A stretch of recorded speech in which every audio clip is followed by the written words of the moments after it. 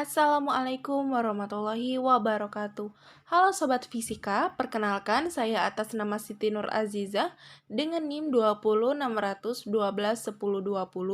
dari jurusan Pendidikan Fisika C Fakultas Tarbiyah dan Keguruan UIN Alauddin Makassar, di mana video ini dibuat dalam rangka memenuhi tugas akhir mata kuliah Media dan Sumber Belajar di semester 4 yang diampu oleh Bapak Dr. Safei MSI. Pada kesempatan kali ini, kita akan membahas mengenai tokoh-tokoh yang berperan dalam penemuan hukum Kepler. Dan juga kita akan membahas mengenai hukum Kepler 1, hukum Kepler 2, dan juga hukum Kepler 3. Nah, hukum Kepler itu ditemukan oleh Johannes Kepler yang merupakan seorang matematikawan dan astronom asal Jerman. Nah, menurut Claudius Ptolemus, seorang astronom Yunani, dia itu mengatakan bahwa bumi berada di pusat tata surya dan matahari beserta planet-planet yang lain itu mengelilingi bumi pada lintasan melingkar. Berlanjut pada tahun 1543, astronom asal Polandia bernama Nicolaus Copernicus mengemukakan model heliocentris, yakni bumi beserta planet-planet lainnya itu mengelilingi matahari pada sebuah lintasan melingkar.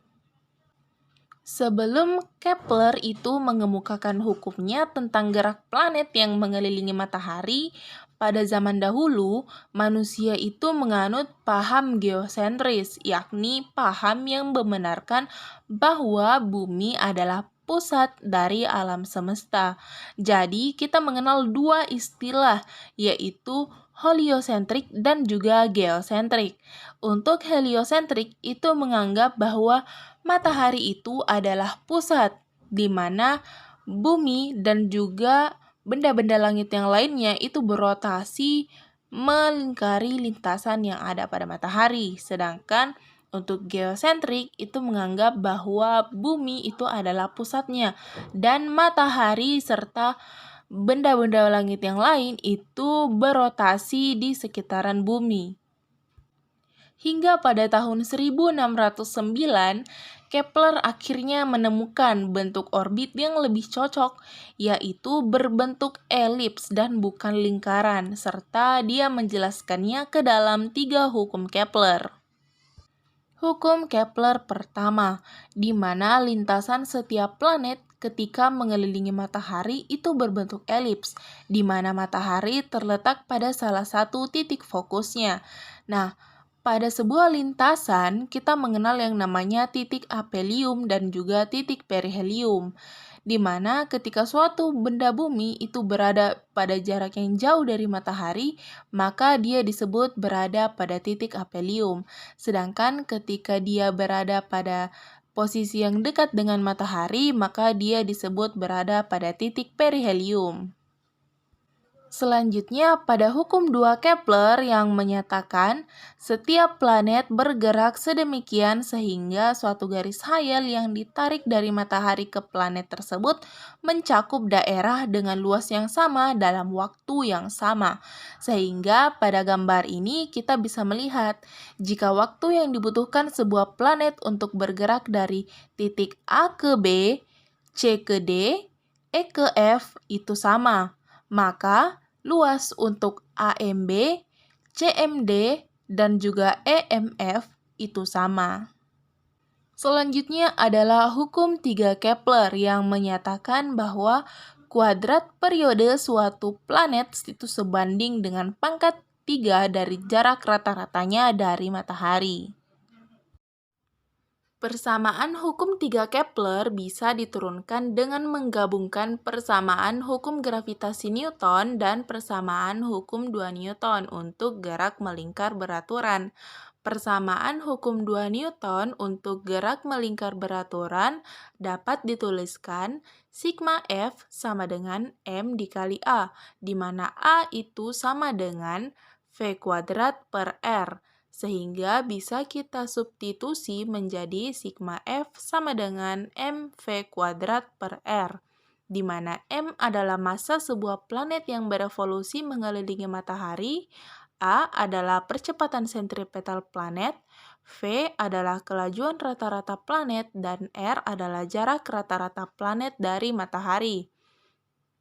Selanjutnya, persamaan hukum gravitasi Newton yang dapat dituliskan menjadi Fg sama dengan G M1 dikali M2 per R kuadrat, di mana Fg adalah gaya gravitasi matahari yang menggerakkan planet, M1 adalah massa matahari, M2 adalah massa planet, dan R adalah jarak rata-rata planet dan matahari. Kemudian, bisa kita gabungkan kedua persamaan tersebut menjadi G M1 dikali M2 per R kuadrat sama dengan M V kuadrat per R. M2 pada ruas kiri persamaan dan M pada ruas kanan persamaan merupakan massa sebuah planet. Massa sebuah planet pasti sama, karenanya massa planet M2 dan M itu dilenyapkan dari persamaan, sehingga G M1 per R kuadrat sama dengan V kuadrat per R. Waktu yang diperlukan planet untuk menyelesaikan satu orbit adalah periode planet dengan simbol T.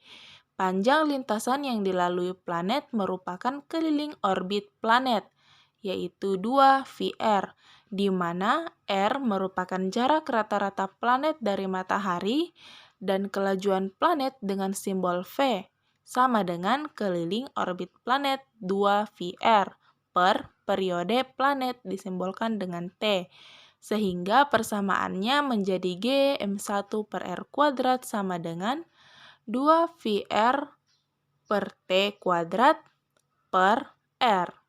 Kemudian kuadratnya dikalikan masuk menjadi G M1 per R kuadrat sama dengan 4 pi kuadrat R kuadrat per T kuadrat per R.